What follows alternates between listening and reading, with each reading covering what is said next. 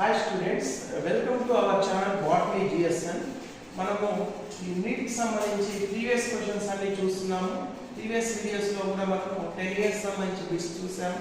ఈ రోజు సెషన్ లో సెల్ యూనిట్ ఆఫ్ లైఫ్ కి సంబంధించి నీట్ ప్రీవియస్ ఇయర్స్ లో వచ్చినటువంటి క్వశ్చన్స్ ఏంటనేది చూద్దాము.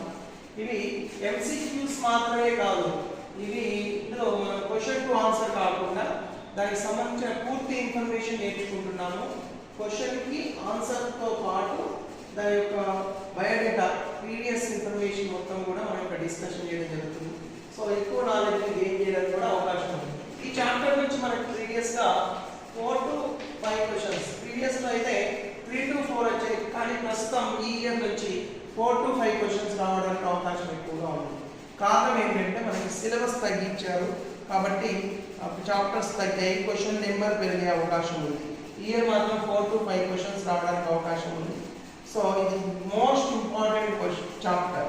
ఫస్ట్ ఇయర్ చదివేటువంటి విద్యార్థులు అంటే ఫస్ట్ ఇయర్ ఉన్నటువంటి టాపిక్స్ అన్నింటిలో కల్లా మోస్ట్ ఇంపార్టెంట్ టాపిక్ మార్ఫాలజీ, తర్వాత సెల్ యూనిట్ ఆఫ్ లైఫ్. ఇది చాలా ఇంపార్టెంట్. సో ఇందులో మనము 16 to 20 మార్క్స్ వరకు గెయిన్ చేయడానికి అవకాశం ఉన్నటువంటి ఏరియా. 16 నుంచి 20 మార్క్స్ వరకు మనం గెయిన్ చేయవచ్చు. So first question, select the wrong statement అంటే రాంగ్ స్టేట్మెంట్ ఇవ్వబడినటువంటి 4 స్టేట్మెంట్లలో రాంగ్ స్టేట్మెంట్ ఏంటి ఫైండ్ అవుట్ చేయాలి. So bacteria, a bacteria cell made up of peptidoglycan. yes, peptidoglycans తోనే మేడ్ అప్ అయి ఉంటుంది సెల్ వాళ్ళది. Next b, pili and fimbriae involved in motility of bacteria. Motility అన్నాడు, motility కాదు. సో ఇది wrong option. B ఏంటి, pili is involves in the absorption. Pili is helps to attachment of substratum, that's maybe rocks or human intestine. And fimbriae is fimbriae and pillai both are similar in structure, but small variation is there. Pillai are tube-like structures, fimbriae are bristle-like structures. Pillai is useful to sexual reproduction, conjugation. Bacterial conjugation can be takes place by pillai, but fimbriae is useful to attach the substratum. Fimbriae are bristle-like structures present on the glycocalyx of the bacterial membrane. Then coming to the next one, C. Cyanobacteria lack flagellated cells. Cyanobacteria లో flagellated cells అనేటువంటి ఉండవు. ఫ్లాజెల్ అనేది absent. మరి ఏముంటుంది cyanobacteria cell చుట్టూ అంటే mucilage నట్ coat అనేటువంటిది ఉంటుంది సైనోబాక్టీరియాలో. ఏమేమి వస్తాయి సైనోమైసి బ్యాక్టీరియా అంటే? నాస్టాకనగినియా best example to cyanobacteria. Cyanobacteria members also called as blue green algae అని కూడా చెప్తారు. Right. Then coming to the option d. Option d కూడా రైటే. ఎందుకు? Mycoplasma is a wall-less micro organism. Mycoplasma lacks cell wall. Cell wall అనేది ఉండదు మైకోప్లాస్మాలో.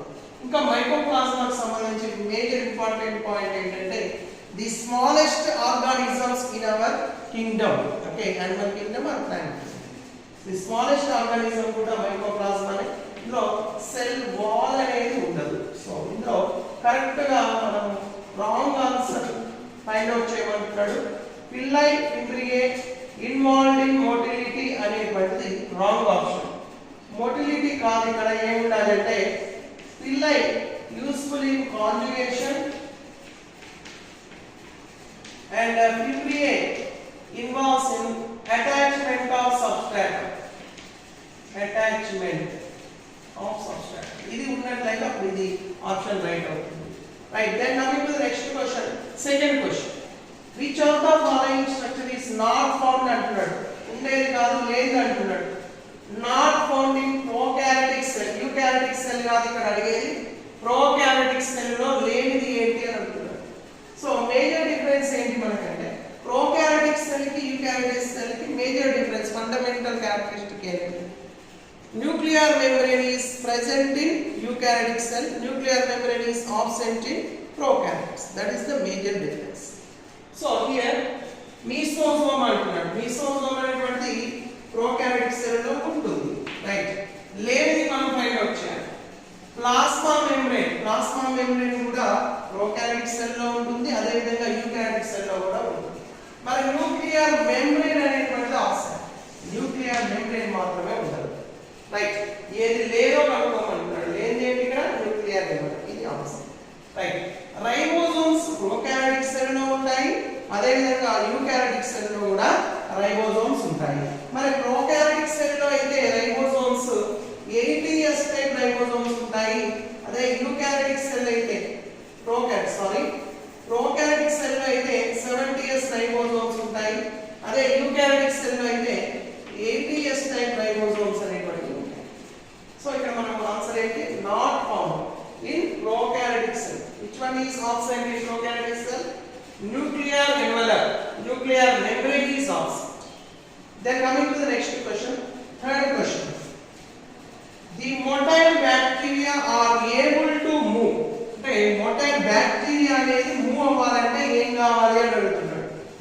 Option a fimbriae, b flagella, c cilia, d pili. మనం ఇంత ముందే డిస్కషన్ చేసాం. ఫింబ్రియే అనేటువంటిది బ్యాక్టీరియా సబ్స్ట్రాట్ కి అటాచ్ అవ్వడానికి ఉపయోగపడుతుంది. ఫ్లాజెల్లా అనేది మొటిలిటీకి యూజ్ అవుతుంది, సీలియా కూడా మొటిలిటీకి యూజ్ అవుతుంది. పిల్లై అనేటువంటిది conjugation purpose, sexual reproduction purpose.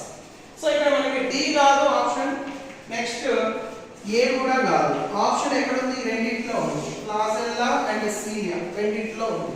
మరి ఎలా ఫైండ్ అవుట్ చేయాలి? చూడండి, బ్యాక్టీరియాలో మొటిలిటీ అడిగాడు. ఇక్కడ బ్యాక్టీరియాలో మొటిలిటీ అనేది ఫ్లాజెల్లా ద్వారా మాత్రమే జరుగుతుంది, సీలియా వల్ల జరుగుతుంది. సీలియాస్ are absent in bacteria, but where it is present, cilia are present in ciliated protozoans. Example, Paramecium. Paramecium లో అయితే cilia అనేటువంటిది కాదు. ఇక్కడ మన క్వశ్చన్ బ్యాక్టీరియా గురించి అడిగాడు కాబట్టి ఫ్లాజెల్లా అనేటువంటిది right answer. Right, then coming to the next one, fourth question. Which of the following pair of organelle? Pair అన్నాడు ఇక్కడ, సింగిల్ వన్ అడగలేదు, ఇక్కడ pair అడిగాడు. Pair of organelle does not contain, లేనిది అడుగుతున్నాడు. ఇక్కడ ఉన్నది కాదు, లేనిది. does not contain DNA. DNA లేనటువంటి ఒక పెయిర్ ఉన్నటువంటి సెల్ ఆర్గనల్స్ ఏవి చూద్దాం. Option A nuclear envelope, mitochondria. ఈ రెండింటిలో న్యూక్లియర్ ఎన్వలప్ లో DNA అనేటువంటిది ఉండదు, మైటోకాండ్రియాలో ఉంటుంది. సో రెండింటిలో కూడా ఉండకూడదు ఇక్కడ. రైట్, మైటోకాండ్రియాలో DNA ఉంటుంది, లైసోజోమ్ లో DNA ఉండదు. సో ఇది కూడా కాదు, రెండింటిలో కూడా DNA ఉండకూడదు. రైట్, సి క్లోరోప్లాస్ట్ లో DNA ఉంటుంది, వాక్యూల్ లో DNA ఉండదు.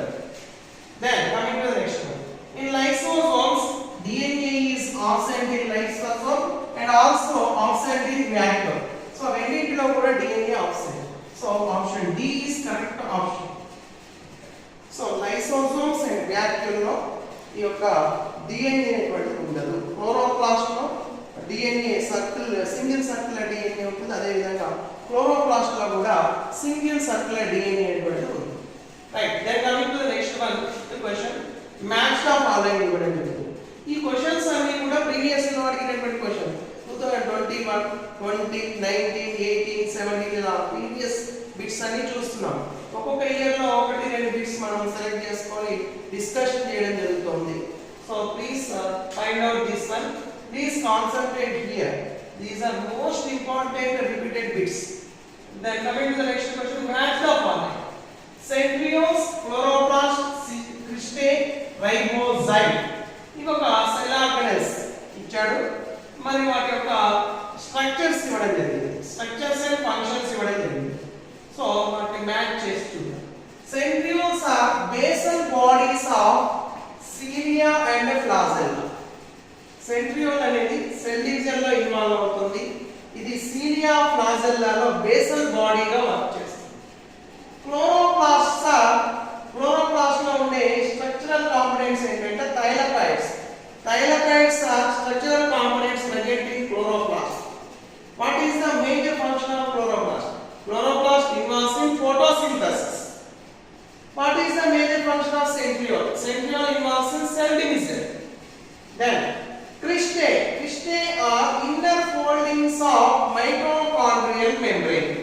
మైటోకాండ్రియాలో ఉండే ఇన్నర్ మెంబ్రేన్ ని క్రిస్టే అని అంటాం. Next ribosomes are present in nucleic acids. Nucleic acid అయినటువంటి RNA లో ముఖ్యంగా రైబోసోమల్ RNA లో ఉండే ఎంజైమ్ ఏంటి అంటే రైబోజైమ్ అనే enzyme. Ribozyme is one of the enzyme present in nucleic acid ribosomal RNA or RNA. This is the correct option. ఇంకా వీడియోని స్కిప్ చేయకుండా చూడండి. ఇంకా రిమైనింగ్ బిట్స్ కూడా మనం ఇక్కడ డిస్కషన్ చేద్దాము. ఓకే, సో స్టూడెంట్స్ కంటిన్యూ చేద్దాం. 6th question, 6th to 10th question ఇంకొక 5 క్వశ్చన్స్ మనం డిస్కషన్ చేద్దాము. సో ఇవి మీకు ప్రీవియస్ బిట్స్ అని చెప్పాము. ఇదే మోడల్లో అంటే ఇదే బిట్స్ కాకపోయినా ఇదే మోడల్లో మన క్వశ్చన్స్ రావడానికి అవకాశం ఉన్నది. సో చూడండి 6th question, select the mismatch. ఇవ్వబడిన వాటిలో ఒకటి మిస్ మ్యాచ్, రాంగ్ గా మ్యాచ్ ఇవ్వడం జరిగింది, దాన్ని ఫైండ్ అవుట్ చేయాలి. A gas vacuoles green algae. Gas vacuoles green ఆల్గేలో ఉంటాయా అంటే yes ఉంటాయి. It's correct. Next large vacuoles present in animal cell. ఇది wrong option. Vacuoles only plant cell లో మాత్రమే ఉంటాయి. సో ఇక్కడ మనకి ఏం ఉండాలి, యానిమల్ సెల్ బదులు ఏముండాలి, ఇక్కడ ప్లాంట్ సెల్ ఉండాలి. ప్లాంట్ సెల్ లో మాత్రమే ఉండేటువంటి cell organelle vacuoles. Animal cell లో మాత్రమే ఉండేటువంటి సెల్ ఆర్గనల్స్ వచ్చేసి సెంట్రియోల్స్. సో ఇది major difference. Centrioles are present only in animal cell, vacuoles are present only in plants. Then protists are eukaryotes, yes. Then methanogens are prokaryotes, yes. So you know what A, C, D correct options. Which one is the wrong option? Large vacuoles are present in animal cell. This statement is mismatched statement. That means incorrect statement. So it will be on the answer. Next. 7th question. A cell organelle containing hydrolytic enzyme. Hydrolytic enzymes ఎక్కువగా ఉండేటువంటి cell organelle ఏది? Hydrolytic enzymes, these are enzymes break down the biomolecules. Break down చేస్తే biomolecules the enzymes. These hydrolytic enzymes are active in acidic pH. Acidic pH ఎక్కువగా ఉన్నప్పుడు active గా work చేసి biomolecules అన్నిటిని కూడా డైజెస్ట్ చేసి సెల్ ని డెత్ అయ్యేలా చేస్తాయి. Which cell organelle involves in the cell death is called as autocatalysis. Okay, autolysis of cell organelle ఏది అంటే ఇక్కడ లైసోజోమ్. లైసోజోమ్ అనేది సెల్ డెత్ అవడానికి యూజ్ అవుతుంది. ఇది కరెక్ట్. మరి మైక్రో బాడీస్ ఏంటి అంటే పెరాక్సిజోమ్స్ అండ్ గ్లైకోజోమ్స్ ని మనం మైక్రో బాడీస్ అని చెప్తాం. రైబోజోమ్స్ ఏం చేస్తాయంటే ప్రోటీన్ సింథసిస్ లో ఇన్వాల్వ్ అవుతాయి. Mesosomes are helpful for respiration in prokaryotic cells. That is the information. Then coming to the next one, water soluble pigments found in plant cell vacuole. Cell యొక్క vacuole, plant cell యొక్క vacuole లో ఉండేటువంటి water soluble pigment area అడుగుతాడు. Anthocyanin pigment. Anthocyanin pigment మాత్రమే ఈ యొక్క vacuoles లో ఉంటాయి. రిమైనింగ్ పిగ్మెంట్స్ అన్ని కూడా వాక్యూల్ లో ఉండవు. ఎక్కడ ఉంటాయంటే ఈ క్లోరోఫిల్, కెరోటినాయిడ్ ఎగ్జాంపుల్స్ ఇవన్నీ కూడా ప్లాస్టిడ్స్ లో ఉంటాయి. ఎక్కడ ఉంటాయి? ప్లాస్టిడ్స్ లో ఉంటాయి. Then here chlorophyll gives green in colour. Examples వచ్చేసి yellow కలర్ లో మన ఈ ప్లాంట్ లో యొక్క ఫ్లవర్స్ గాని ఫ్రూట్స్ గాని yellow కలర్ లో ఉండడానికి కారణం మనం examples. What about carotenoids? Carotenoids gives orange colour. Okay, orange color is carbon characteristics. Then coming to the next question, the concept of omnicellular e-cellular theory. Omnicellular e-cellular theory ఎవరు propose చేశారు cell కి సంబంధించి అని అడుగుతున్నారు. Aristotle, Rudolf Virchow, స్వీడన్, Schwann ఇవ్వడం జరిగింది options. So ఇందులో ఈ omnicellular e-cellular theory ఏం చెప్తుందంటే new cells are arised from pre existing cells. కొత్తగా ఉన్నటువంటి కణాలు అంతకు ముందు ఉన్న పాత కణాల నుంచి పేరెంట్ సెల్స్ నుంచి వచ్చాయి అని చెప్తోంది థియరీ. సో ఈ థియరీని ప్రపోజ్ చేసింది ఎవరంటే Rudolf విర్చో. Modern cell theory. This is one of the modern cell theory proposed by Rudolf విర్చో. What about Aristotle? Aristotle was the earliest biologist attempted the first biological classification. Biological classification first attempt చేసింది Aristotle. Then first cell theory proposed by Sweden and Swan. Sweden botanist, Swan zoologist. వీళ్ళిద్దరు కూడా cell థియరీని first propose చేయడం జరిగింది. మన modern cell theory ఆమ్నిస్ సెల్యులార్ ఈ cellular theory ఎవరు ప్రపోజ్ చేశారు అంటే Rudolf Virchow. Then coming to the next question, last and final question. Keep concentrate here. Cell organelle ఇచ్చి మనకి స్ట్రక్చర్ ని మ్యాచ్ గా ఫాలోయింగ్ అడగవచ్చు, లేదా ఒక సెల్ ఆర్గనెల్ ఇచ్చి దాని ఫంక్షన్ ని మ్యాచ్ గా ఫాలోయింగ్ లో కూడా అడగవచ్చు. చూద్దాం ఇక్కడ ఏమి ఇచ్చాడు, ఒకవైపు సెల్ ఆర్గనెల్స్ ఇచ్చాడు, మరొకవైపు ఫంక్షన్స్ ఇవ్వడం జరిగింది, మ్యాచ్ గా ఫాలోయింగ్ ఇచ్చాడు. Golgi apparatus function ఏంటి? Golgi apparatus involves in the synthesis of glycoproteins and glycolipids. Lysosome is the cell organelle involves in the digesting of biomolecules like proteins, fats and nucleic acids. ఇవన్నీ కూడా digest చేసేటువంటి enzymes ఏమని చెప్తున్నామని ఇంతకుముందు hydrolytic enzymes అని చెప్పాం. ప్రోటీయేస్ digests proteins and nuclease digests the nucleic acids. Okay, ఈ type enzymes అన్ని కూడా లైసోజోమ్ అనే సెల్ ఆర్గనెల్ లో ఉంటాయి. Next vacuoles involves in the storage of wastage and excretory products. Cell లో ఉన్న వేస్టేజ్ మెటీరియల్ మొత్తం కూడా vacuoles లో స్టోర్ అయి ఉంటాయి. Then ribosomes are involved in the synthesis of proteins. Protein తయారీలో ఉపయోగపడే సెల్ ఆర్గనెల్స్ ఏంటంటే రైబోసోమ్స్. మరి లిపిడ్ సింథసిస్ లో ఇన్వాల్వ్ అయ్యేది ఏంటి అంటే స్మూత్ ఎండోప్లాస్మిక్ రెటిక్యులం అనేటువంటిది లిపిడ్ సింథసిస్ లో ఇన్వాల్వ్ అవుతుంది. Rough endoplasmic reticulum and ribosomes are involves in the synthesis of proteins. ఇక్కడ మనకి సిచువేషన్ వచ్చింది కాబట్టి ఇంకా కొన్ని సెల్ ఆర్గనెల్స్ ఫంక్షన్ కూడా చూద్దాం. Chloroplast major function photosynthesis. Next mitochondria major function respiration. Next cytoskeleton major function mechanical support. Golgi complex major function synthesis of glycolipids and glycoproteins. These are the most important cell organelles. Then pigments involves in the color aging substances. Color aging substances are called as pigments. Chlorophyll gives green color, but carotenoids gives orange color.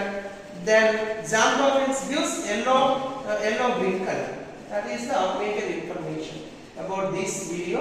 ఈ యొక్క వీడియోలో మనము దాదాపు previous bits అన్ని చూసాము, ఇంకా చాలా bits ఉన్నాయి. సో మనకి సమ్ టైమ్స్ అందుబాటులో లేకపోవడం వల్ల మేజర్ ఇంపార్టెంట్ బిట్స్ మనం సెలెక్ట్ చేసుకుని ఇక్కడ డిస్కషన్ చేయడం జరిగింది. మీకు ఎవరైనా మీ ఫ్రెండ్స్ ఉన్నట్లయితే వీడియో షేర్ చేసి సబ్స్క్రైబ్ చేయగలని కోరుతున్నాను. ఈ యొక్క వీడియో వాచ్ చేసినందుకు అందరికీ కూడా thank you one and all.